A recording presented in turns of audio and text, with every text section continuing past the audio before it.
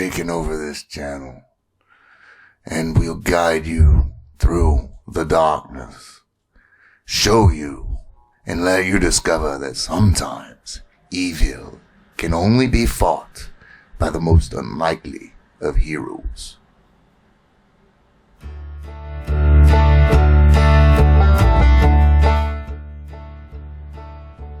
Zombie Nanna. Nanna died, and it was sad, and everyone was truly heartbroken. The old matriarch had lasted a very long time, but she didn't have much of an insurance policy. "What do you mean $5,000? Irma asked. "Just transport her to a body to the oven?" "Yes, ma'am," the voice confirmed on the other end of the line. "Regulations and permit costs. It's a lot of money." "Crooks," Randy growled behind his mother. Irma rolled her eyes. "That's more than the cremation cost." "I'm sorry, ma'am, but my hands are tied. There's nothing I can do," the voice told her. "Screw that, Mama," Randy said, and then downed the rest of his Pabst Blue Ribbon beer. "I'll take her into my van." I'm sorry, ma'am. Overhearing that, I have to inform you that that's illegal." "Oh, he's just saying that so he can get money we ain't got, Mama." She hung up the phone. Randy's nephew screwed up his face. "Hey, Randy," he said. "That van doesn't have an AC, does it?" "Oh, come on, Timothy," Randy said. "It's only one trip." A smirk appeared on his nephew's face. "For the 100th time, my name is Cletus, Uncle Randy. That was a joke. And you're talking like a 2-hour drive in mid-August in Texas." "What are you talking about, boy? Everybody calls you that," Randy said, and then he belched. Cletus just shook his head. "At least take Dave with you," Randy chuckled. "Yeah, I'll have Dimwit ride in the back with her."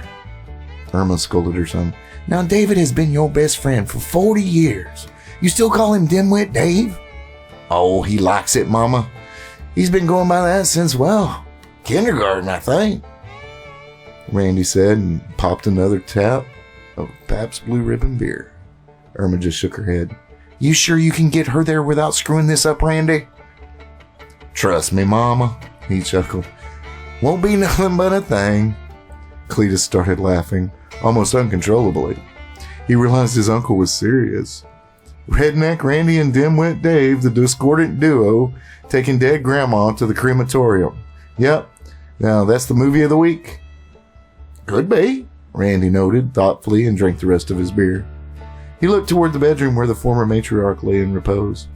"We just take the whole damn hospital bed. I think I got a body bag in my shed somewhere." "And just why the hell do you have a body bag in your shed, Randy?" his mother asked him, fists on hips. I don't know. Think I was going to do a Halloween joke or something and forgot." Randy shrugged. "Why don't you just call another mortuary, Grandma?" Cletus asked. "Find one closer." Irma shook her head. "No. Nanna prepaid for this, and I can't afford to pay someone else some more money." "Ain't no never mind," Randy told them both. "I'll get it handled." Though, an hour into the trip found Randy and his best friend sweating profusely, toilet paper stuffed up into their noses to hide the smell. "I think the tranny's gone," Randy told Dave.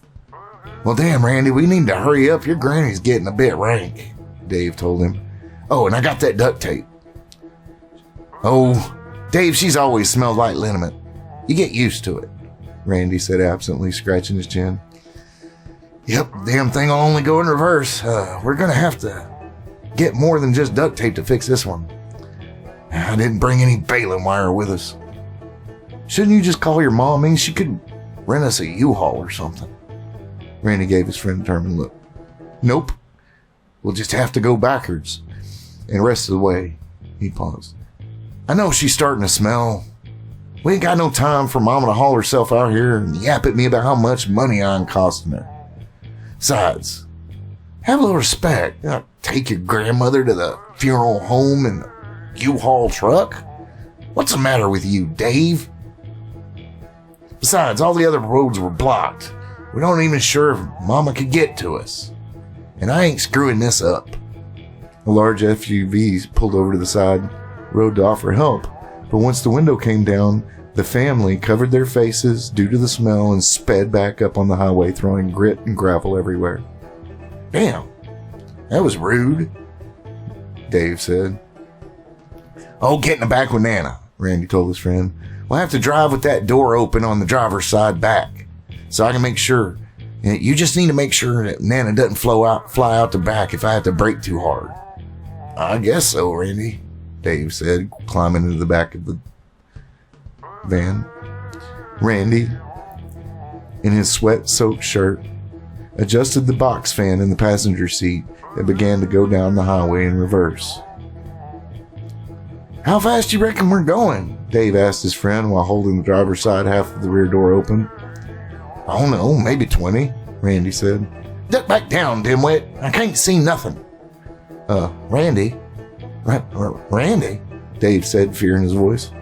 What now, Dave? Damn it, man, I'm trying not to get us killed, Randy yelled at him. Your granny's moving, man, Dave yelled back.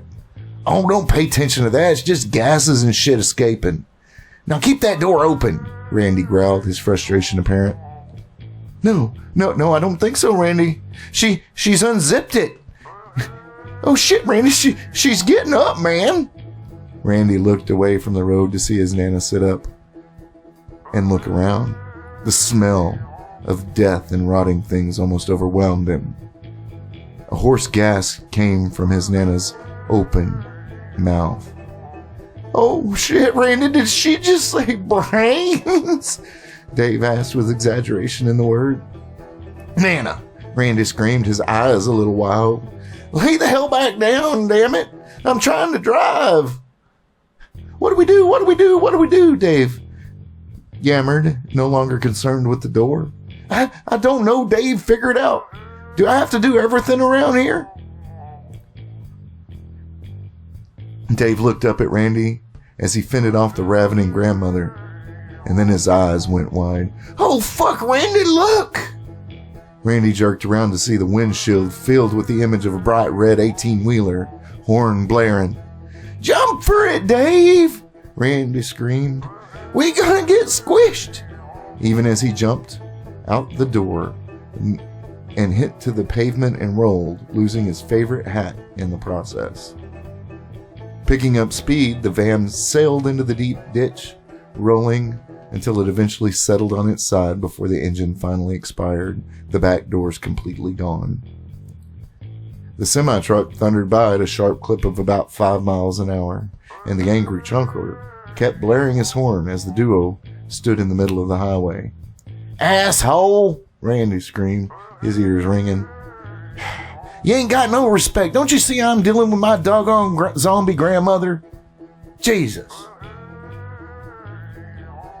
Well, I guess I forgot we were going backwards. Sorry about that, Randy, Dave said, inspecting the scrape on his elbow from contact with the pavement. No, let's go get Nanna, Randy said, and stalked toward the ditch.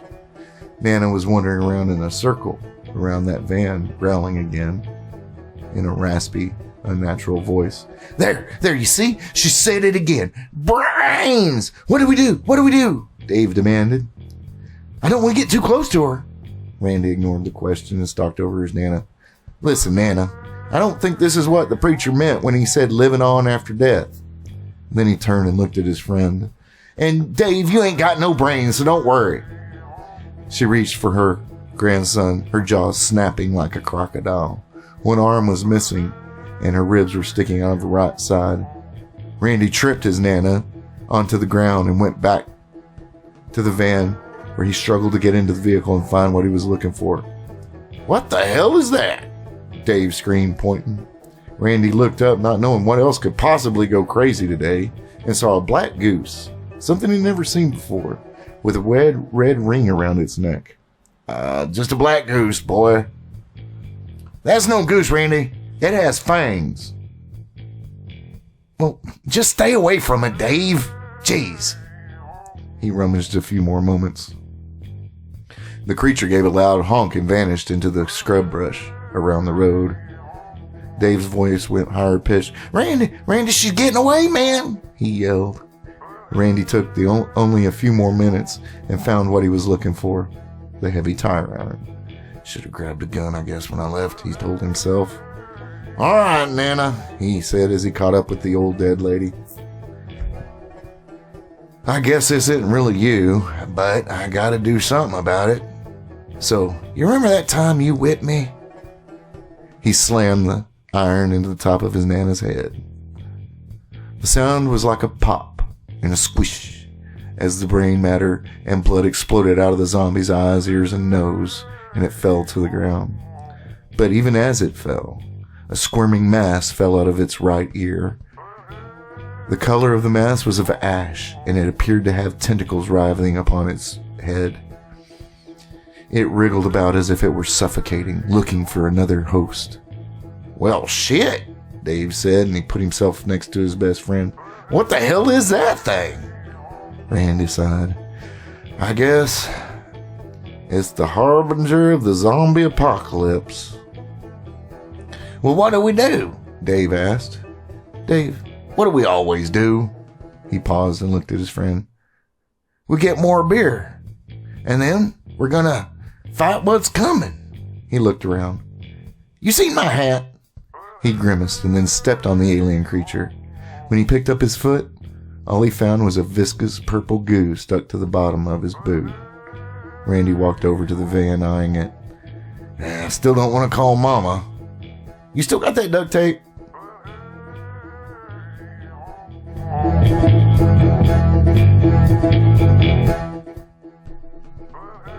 And so, a hero is born. An unlikely hero, to be sure, but light in the darkness, nonetheless. We release this channel back to you until the night falls again. Nox Vini. Fear the night.